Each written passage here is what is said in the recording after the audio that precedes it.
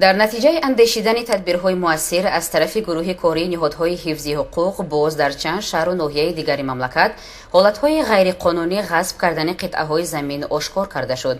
گزارش کارمندان مرکز رابطه‌های جمعیتی کمیته دولتی امنیت ملی جمهوری تاجیکستان در این خصوص آماده شده است.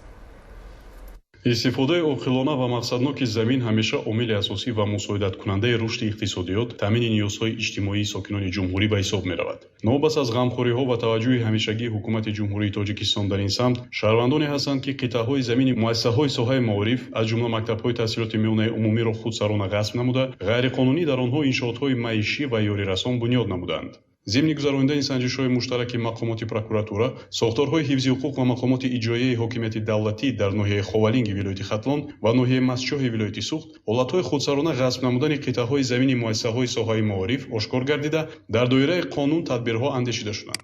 در نتیجه گذراندن سنجش پروکوروری معین کرده شد که ساکنی دهه تگی جری جمعیت دهاتی جانبختی نوحه خوالینگ سعیدов навруз давлатович مساحت 0.150 گکتار قطعه زمینی حدود مؤسسه تحصیلات میانه عمومی رقم 31 نوحه خوالینگ را خودسرانه غصب نموده، در آن کارخانه آهنگری، دوریدگری و کارگاه تخته‌زنی بنیاد نموده است. با مقصد ساختن سیخ چوب و تخته با رئیس ناحیه خوالینگ مراجعت نمودم و من 5 سوتیق زمین از دهه تگیجر جدا کرده شد.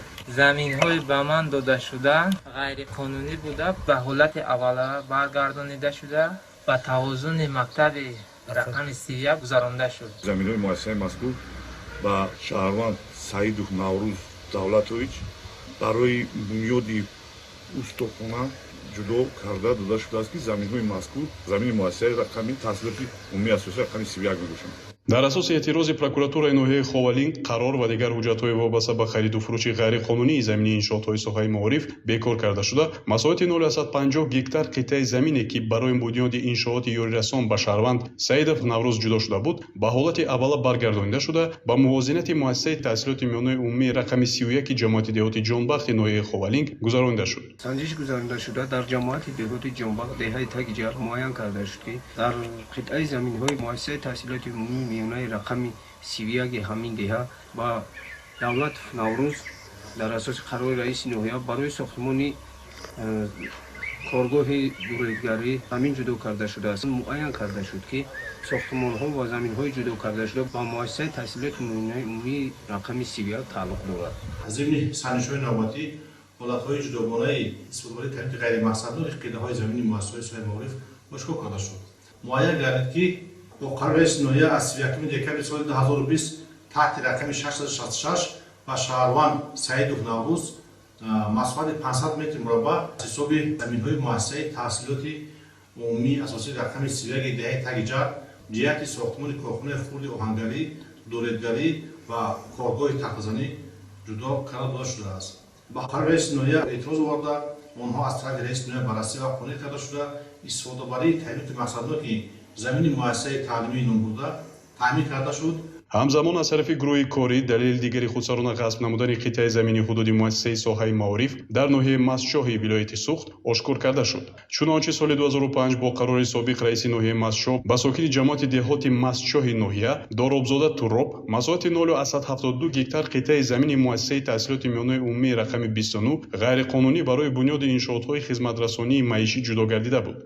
ولی نامبرده قطعه زمین مذکور را همچون خواجگی یاریرسان به منفعت شخصیش استفاده نموده است. در آن زمین قرار دارم که با مکتب تحصیلات میانه عمومی رقم 29 تعلق دارد. سال 2005 از طرف رئیس ناحیه مسچاه این قطعه زمین با من وابسته کرده شده بود.